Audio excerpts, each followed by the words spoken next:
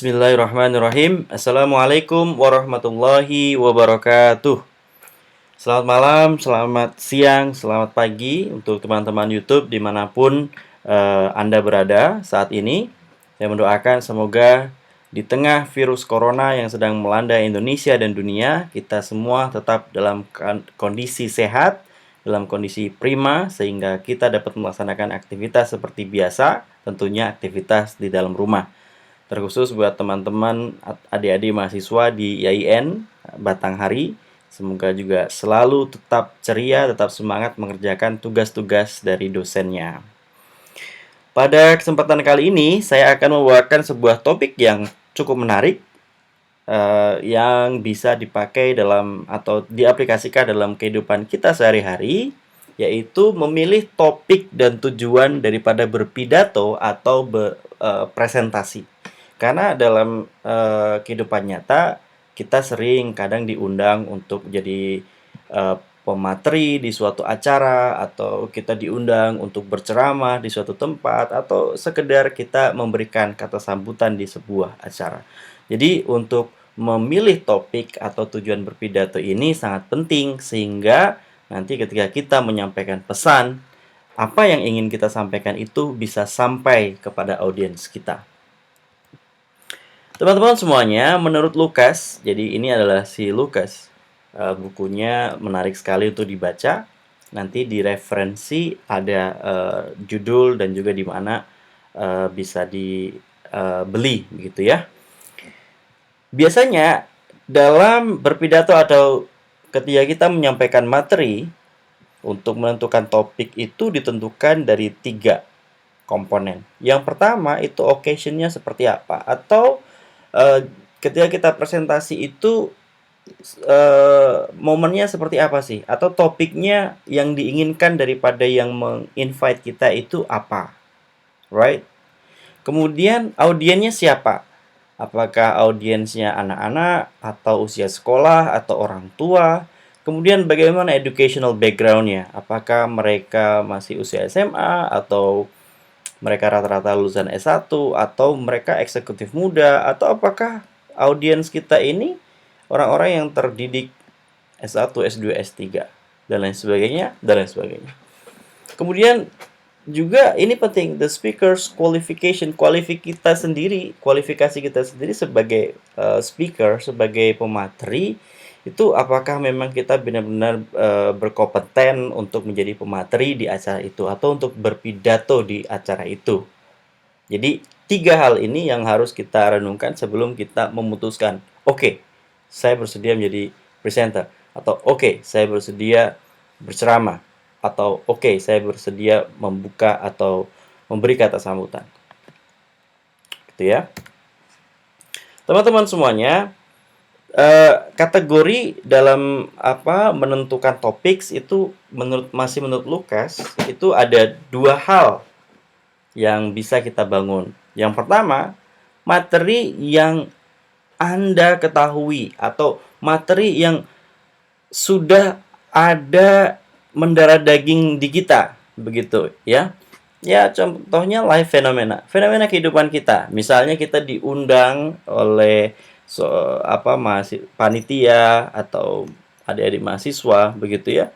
Fenomena atau biografi kita, begitu ya, pengalaman kita. Misalnya saya pernah diundang pada suatu momen untuk menceritakan bagaimana sih mendapatkan beasiswa ke luar negeri.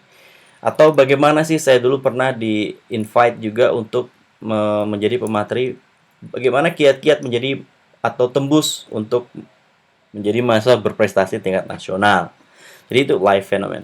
Kemudian experiences, pengalaman-pengalaman kita ya, apa yang sudah menjadi pengalaman kita. Misalnya kalau kita mempunyai pengalaman yang fun tentang suatu hal, misalnya kuliah di luar negeri, pengalaman apa yang bisa kita share? Misalnya pengalaman yang menyenangkan di komunitas Islam di Amerika misalnya, atau malah justru yang tidak menyenangkan misalnya, atau diskriminasi di suatu tempat misalnya. Itu experiences. Kemudian specific major, jadi major yang spesifik yang sudah mendarah daging di kita gitu ya. Kalau misalnya saya sendiri Itu misalnya saya jurusannya ketika S1 bahasa Inggris, kemudian ketika S2 dan S3 jurusan saya adalah Educational Leadership atau Educational Administration, atau kalau kita itu adalah pendidikan kepemimpinan yang mengurusi eh, apa namanya, kepemimpinan dari TK, SD, SMP dan SMA, atau secara singkatnya kepemimpinan dalam hal ini adalah kepala sekolah. Nah, kalau misalnya saya pernah dulu diundang di Dinas Pendidikan Provinsi Jambi untuk menjadi pemateri di hadapan seluruh kepala sekolah di Provinsi Jambi. Ya, karena itu memang spesifik major saya adalah educational leadership. Jadi saya memang mempunyai kompetensi untuk menjadi pemateri karena secara teori saya sangat berpengalaman untuk menyampaikan kepemimpinan di sekolah. Nah, tetapi ada juga hal yang bisa kita jadikan kategori untuk memilih suatu topik, yaitu subjects you want to know more about. Jadi, materi yang you atau Anda ingin ketahui lebih lanjut. Misalnya, Anda tidak mempunyai pengetahuan atau tidak mempunyai keahlian dalamnya, atau punya tetapi hanya beberapa. Tetapi di sini ingin menambah atau bersedia melakukan research untuk memenuhi daripada expertise atau knowledge yang Anda punya tetapi belum sepenuhnya Anda miliki atau belum mendarah daging di sini. Tetapi Anda bisa memenuhinya dengan melakukan additional research, dengan membaca buku, interview, atau mencari sumber-sumber dari internet. Nah, contohnya pada suatu ketika saya diundang menjadi pemateri dari LPMP saat itu untuk berbicara atau untuk melatih guru-guru tentang bagaimana cara membuat soal HOTS, atau atau juga diundang pada momen yang sama itu diundang sebagai pemateri atau untuk menyampaikan materi bagaimana pembelajaran abad 21. Nah, sebenarnya kan secara expertise saya memang benar-benar tahu. Saya tahu karena saya memang jurusannya di education. Namun dalam hal ini, dan saya tahu karena saya pernah mengikuti pelatihan di Jakarta tentang bagaimana cara membuat soal HOTS dan apa itu pembelajaran abad 21.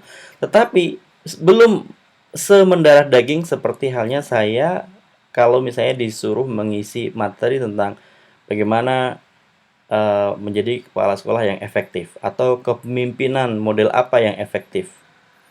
Jadi dibandingkan ini saya lebih ekspertis yang di sini. Tetapi saya bisa tetap menjadi pemateri tetap dengan syarat saya harus menambahkan literatur yang lebih mendalam lagi sehingga saya tetap bisa mengisi dengan baik saat itu. Subject you hold strong opinions and beliefs. Jadi sesuatu materi yang Anda itu mempunyai pendapat yang memang benar-benar kuat selama itu. Jadi dalam hal ini dengan satu syarat, sekali lagi Anda tetap harus melakukan additional research supaya apa yang Anda sampaikan itu tidak asal bunyi atau tidak menyebarkan hoax gitu ya. Kemudian setelah kita sudah menentukan topik, kita harus tentukan ceramah kita atau pidato kita atau penyampaian materi kita itu tujuannya untuk apa? Apakah to inform, memberikan informasi, to persuade, untuk mengajak, atau to entertain, atau menghibur.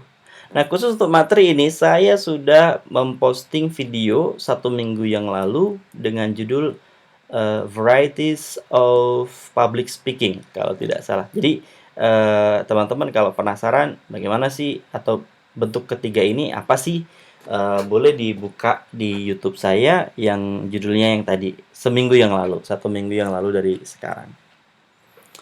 Jadi untuk menginformasikan, untuk mengajak, atau untuk menghibur. Ya, ini adalah tujuan umum daripada pidato atau materi kita.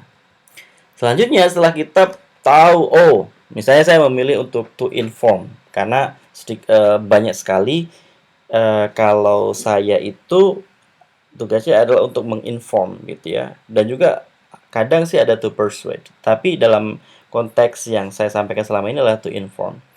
Nah, setelah tahu to inform, maka specific purpose-nya itu apa? Gitu ya. To inform my audience of major steps in managing their finance. Misalnya untuk menginformasikan kepada audiens kita langkah-langkah utama dalam memanage keuangan. Misalnya. Jadi itu spesifiknya, ya kan? Atau kalau saya to inform my audience of what is pembelajaran abad 21. Seperti itu ya. 21st teaching skills atau learning skills. Atau to persuade misalnya untuk mengajak audiens kita misalnya untuk stay at home, ya kan, karena kita sedang virus corona, ya kan, atau untuk menjaga kesehatan supaya kita terhindar dari virus corona, atau to entertain, menghibur. Ya, menghibur ini susah-susah gampang, ya kan, karena sebenarnya tidak harus lucu sih, tetapi menghibur ini kan bergantung pada audiensnya, apakah dengan hiburan yang sudah kita siapkan mereka akan terhibur atau tidak, begitu ya. Ya, jadi itu. Jadi dari ketiga pemaparan ini saya ingin Anda untuk bisa to ponder ya, untuk merefleks. Kira-kira kalau misalnya teman-teman saya ajak kembali ke ini materi ini, slide ini, categories of potential topics. Misalnya saya ingin memberikan tugas buat Anda nih. Tugas untuk memberikan materi tentang subjects you know all about. Kira-kira topics apa yang akan Anda ambil? Ya, silahkan saya beri waktu 7 detik. 7, 6, 5, 4, 3, 2, 1. Sudah ketemu kira-kira apa topik yang memang benar-benar mendarah daging, dan ketika kita disuruh pidato hanya dikasih waktu 5 menit untuk persiapan, Anda tetap bisa begitu. Or misalnya suatu saat Anda diberi tugas oleh seseorang atau diundang oleh seseorang untuk menyampaikan materi. Kira-kira apa sih yang bisa Anda sampaikan yang atau yang Anda itu punya pengetahuan tetapi tidak begitu banyak? Kira-kira apa? Silakan Anda berpikir. 7 detik. 7, 6, 5, 4, 3, 2, 1. Bagaimana? Sudah ketemu kira-kira? Sudah ya, alhamdulillah. Jadi ya ini sebagai contoh saja bagaimana kita mengkategorikan potential topics yang misalnya pada suatu saat kita diberikan tugas untuk berpidato, atau kita diberi suatu kehormatan untuk membuka suatu atau memberi sambutan pada sebuah acara, atau kita disuruh menjadi speaker, menjadi pemateri pada sebuah seminar, let's say, atau workshop. Nah, itu tentu harus memahami yang dua ini. Oke. So now, ada beberapa pertanyaan yang harus kita tanyakan pada diri kita sendiri tentang specific purpose tadi. Ya kan? Pertanyaan pertama adalah, does my purpose meet the assignment? Ini slide ini saya potong, saya crop dari bukunya Lucas. Apakah tujuan kita menyampaikan materi itu sesuai dengan tugas yang disampaikan oleh panitia? Ya kan? Jangan-jangan materi yang sudah kita persiapkan itu nggak sesuai dengan yang ada di undangan, atau tugas yang diberikan oleh dosen kita ya nggak sesuai dengan apa yang sudah kita persiapkan. Jadi kita harus benar-benar membaca undangan, harus benar-benar mencermati. Misalnya kita ditelepon, harus benar-benar mencermati. Kalau perlu kita berikan konfirmasi ulang dengan SMS atau WA atau email gitu ya. Jadi agar jelas output atau outcome daripada ceramah ini apa, atau output outcome daripada pidato ini apa atau materi ini apa, sehingga jelas begitu ya, supaya tidak ada dusta di antara kita. Ada lagunya. Kemudian ini yang penting sekali. Apakah yang kita sampaikan itu bisa sesuai dengan waktu yang sudah dialokasikan oleh panitia? Atau apakah sudah sesuai dengan waktu yang sudah dialokasikan oleh dosen atau guru kita? Misalnya kita hanya diberi waktu 15 menit. Kira-kira terlalu cepat kah atau terlalu lama kah gitu ya? Atau bisa pas gitu ya, mendekati pas. Nah, ini terkadang kalau kita menghadiri suatu ceramah atau seminar, sering sekali moderator itu membuat catatan kecil. Ya. Maaf, waktu Anda tinggal 5 menit. Atau sudah diberikan catatan kecil masih juga ngobrol ngalor ngidul gitu ya. Kadang kita sering jumpai seperti itu. Tapi banyak juga pemateri yang paham gitu dan malah berterima kasih sekali ketika diingatkan seperti itu. Jadi kita memang benar-benar harus mengetahui berapa alokasi waktu untuk kita, sehingga materi yang ingin kita sampaikan atau ceramah, pidato yang ingin kita sampaikan benar-benar pas dengan yang sudah diatur oleh panitia atau diberikan oleh tenaga pengajar, dosen ataupun guru. Kemudian pertanyaan selanjutnya adalah, apakah tujuannya itu relevan dengan audiens kita? Ini juga penting. Kita sudah ngalor ngidul ke sana kemari, ternyata tujuannya tidak sesuai. Audiensnya itu orang anak-anak muda, anak-anak gaul gitu ya, anak-anak milenial, tapi topik yang kita sampaikan itu untuk orang-orang yang sudah kaum kolonial gitu ya, kaum-kaum yang sudah tua gitu ya. Kita menyampaikan bagaimana kita membuat aplikasi untuk games yang bisa menghasilkan uang dan sebagainya, tetapi audiens kita adalah kaum-kaum kolonial yang sudah mohon maaf sudah sepuh begitu ya, atau sebaliknya gitu ya, kita berbicara di depan anak-anak muda, kita berbicara tentang gimana tadi ya, pokoknya intinya sebaliknya dari apa yang kita, jadi harus relevan dengan audiens kita, intinya itu ya. Nah, kalau ini diceritakan, the price of retirement homes in Palm Springs might be an engrossing topic for older citizens who are in the market for such dwellings. Nah, misalnya kalau berpidato tentang memberikan informasi tentang harga rumah untuk apa di hari tua gitu ya, itu memang cocok untuk older citizen gitu, nggak boleh untuk kaum milenial gitu ya. Paham ya sampai di sini? Oke. Pokoknya ketika ada tidak paham, boleh nanti langsung komen di YouTube. Insya Allah akan saya balas. Nah, yang lebih penting daripada sebelum kita membuat materi atau berpidato atau berceramah, yaitu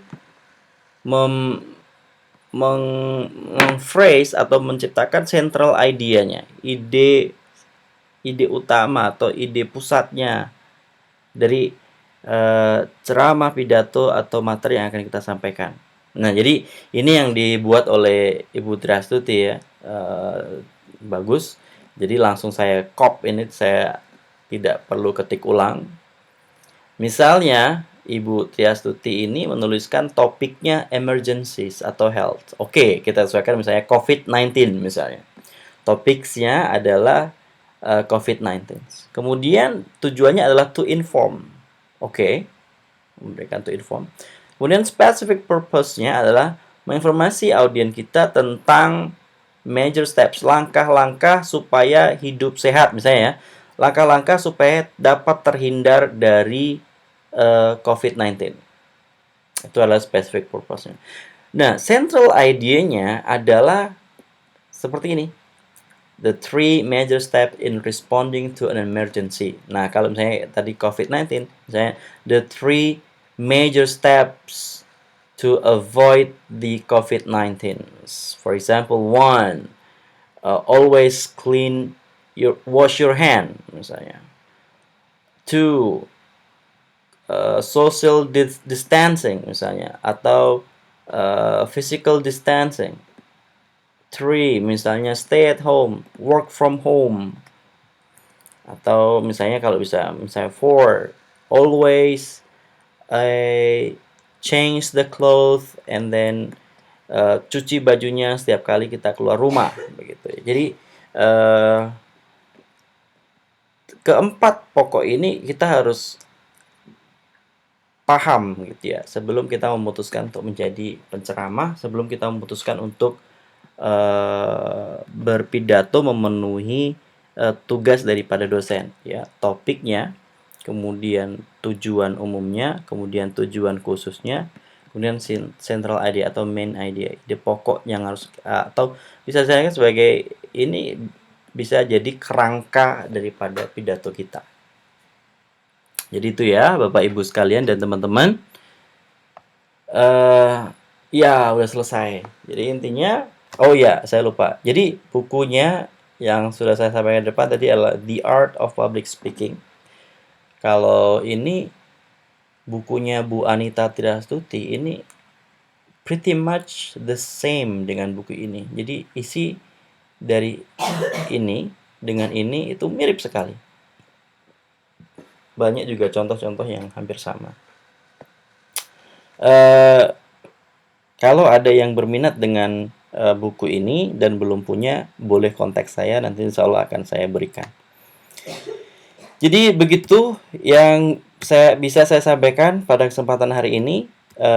Sekali lagi, untuk menentukan topik dan menentukan tujuan dalam berpidato itu sangat penting, karena ketika kita tidak memahami topiknya apa, kemudian juga kita tidak memahami ekspertis kita, maka dengan otomatis kita apa yang akan kita sampaikan kepada audiens itu tidak akan mengena. Demikian dari saya. Ketika ada yang bagus itu datangnya dari Allah, Tuhan yang Maha Esa. Ketika ada yang jelek itu datangnya dari saya pribadi. Mudah-mudahan kita dapat mengambil intisari pelajaran dari apa yang saya sampaikan. Tentunya materi ini adalah untuk diri saya sendiri, untuk bisa menambah lagi wawasan saya tentang public speaking, dan mudah-mudahan juga teman-teman sekalian dapat mengambil intisari pelajaran daripada yang saya sampaikan pada kesempatan ini. Demikian, mohon maaf apabila ada kesalahan. Wabillahi taufiq wal hidayah. Wassalamualaikum warahmatullahi wabarakatuh.